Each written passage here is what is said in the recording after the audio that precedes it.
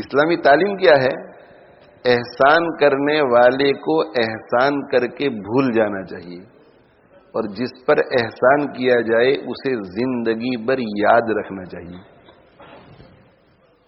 معاملہ الٹا ہو گیا، جس پر احسان کیا جاتا ہے وہ ہمیشہ کے لیے بھول جاتا ہے۔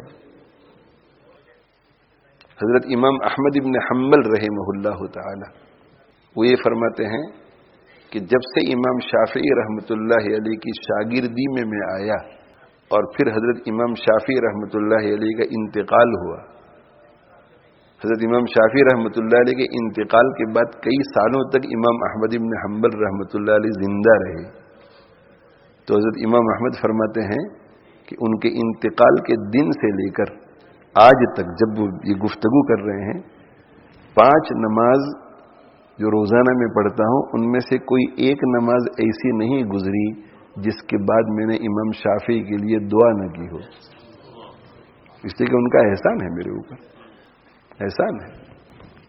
ہم لوگ بھول جاتے ہیں احسان، بھول جاتے ہیں، اساتذہ کو بھول جاتے ہیں ہم، اور اگر تھوڑا بہت تعلق رکھتے ہیں تو اس استاد سے جو مشہور ہوتا ہے، اور وہ بھی احسان مند بن کر نہیں، اس لیے کہ اس کی شہرت کی ہمیں تھوڑی ضرورت ہے، اور جب یہ احساس ہونے لگتا ہے کہ اب ہم بھی کچھ مشہور ہو گئے ہیں اور ان کی اب شہرت کی بھی ہمیں ضرورت نہیں، تو اسے بھی چھوڑ دیتے ہیں۔ ماں باپ کا بھی کوئی لحاظ نہیں، کوئی لحاظ نہیں، انہوں نے ہمیں پالا، انہوں نے ہمیں بڑا کیا، ماں نے 9 مہینے تک پیٹ میں اٹھا کر کے مجھے رکھا، کچھ نہیں۔ جو ماں باپ کا احسان، ماں باپ کا احسان مند نہ رہ سکے، اساتذہ کا احسان مند نہ رہ سکے، وہ کسی اور کا احسان مند کیا رہے گا؟ ہر شخص کا احسان مند رہنا چاہیے۔ میرے والد مرحوم کا ہمارے دوسرے بھائیوں پر بھی بڑی شفقتیں رہی، بیٹھے ہوئے ہیں یہاں، سب پر بہت شفقت، بڑے مشفق تھے، بہت مشفق، بہنوں پر بھی بہت شفقت ہے، لیکن میرا کچھ تعلق زیادہ رہا، من جانب اللہ ایسا ہوا۔ بچپن میں بھی میں ان کے ساتھ ساتھ مسجد میں جانا، ان کے ساتھ آنا، ان کے ساتھ، تو میرے ساتھ جو باتیں ہوتی تھی وہ میں بیان بھی کرتا ہوں، تو ایک دن مجھ سے فرمانے لگے کہ بیٹا دیکھو، فلاں صاحب ہے نا، ان کا میرے اوپر احسان ہے، فلاں صاحب ہے نا، ان کا میرے اوپر احسان ہے، فلاں صاحب ہے نا، ان کا میرے اوپر احسان ہے۔ انہوں نے گنوایا چند لوگوں کا، اور پھر کیا فرمایا پتہ ہے؟ میرے مرنے کے بعد ان کا میرے اوپر جو احسان ہے اس کا تم خیال رکھنا، اور آگے کیا فرمایا؟ میرے مرنے کے بعد اگر کسی وجہ سے یہ لوگ تم سے ٹیڑھے بھی چلے تو تمہیں میرے اوپر ان کا جو احسان ہے اس کا خیال رکھنا ہے۔ اس لیے بھائی اگر کوئی ہمارے ساتھ احسان کا معاملہ کرے اسے زندگی بھر یاد رکھنا چاہیے، زندگی بھر یاد رکھنا چاہیے۔ ایاز اور محمود کا واقعہ بہت مشہور ہے۔ ایاز تو کسی زمانے میں بہت غریب تھا، تو کسی نے سلطان محمود سے آ کر شکایت کی کہ یہ ایاز جو ہے، ایاز وہ ایسا لگتا ہے کہ شاہی خزانے میں سے کچھ چوری کرتا ہے اور کچھ اپنا سامان جمع کر رہا ہے، محل میں سے کچھ لے جاتا ہے۔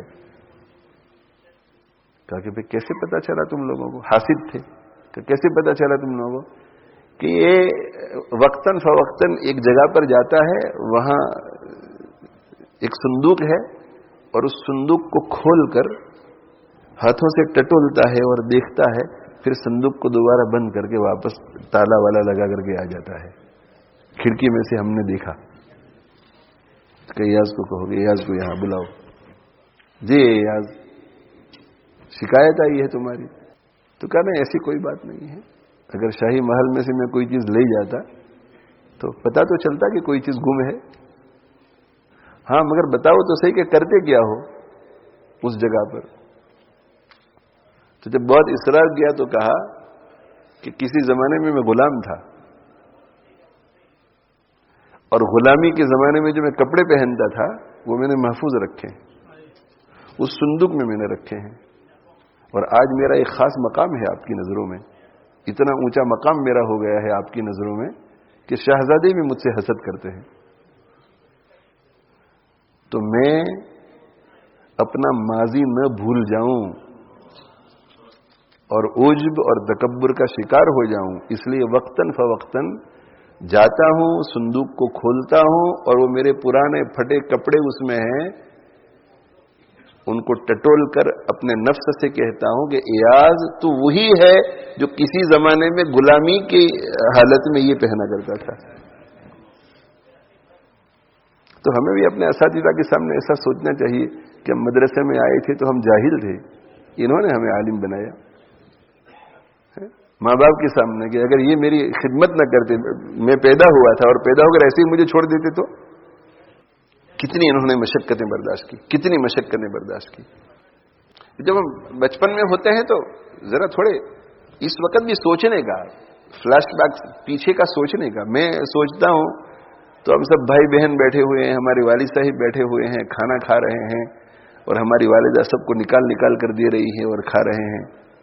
तो उस वक्त तो हमें एहसास नहीं होता था, इसलिए कि गुर्बत थी, तो सब पेट भर करके गोश्त खा सके इतना गोश्त नहीं खरीदा जाता था, बस गोश्त का सालन पक जाए, वो शोरबा होता था। एक एक बोटी तकसीम कर दी, दो दो बोटियां तकसीम कर दी, किसी बच्चे ने तीसरी मांगी तो उसे भी दे दी। तो हमारी वालिदा जो है वो शोरबा और रोटी खाती थी, गोश्त हम लोगों को खिला देती थी। कभी ऐसा होता था कि हम सब खाने से फारिग हो जाते थे और वो जो है दोपहर का खाना बचा हुआ वो खाती थी, वो ताजा खाना हमें खिला देती थी। उनकी दुआएं, उनकी तरबियत, तो हम भूल जाए माँ बाप को, हम भूल जाए अपने मशाइख को, हम भूल जाए अपने असातिज़ा को। इसी तरह दूसरे मोहसिनीन होते हैं, कभी चचा मोहसिन होता है, कभी मामू मोहसिन होते हैं, कभी पड़ोसी मोहसिन होता है, कभी इमाम मोहसिन होता है।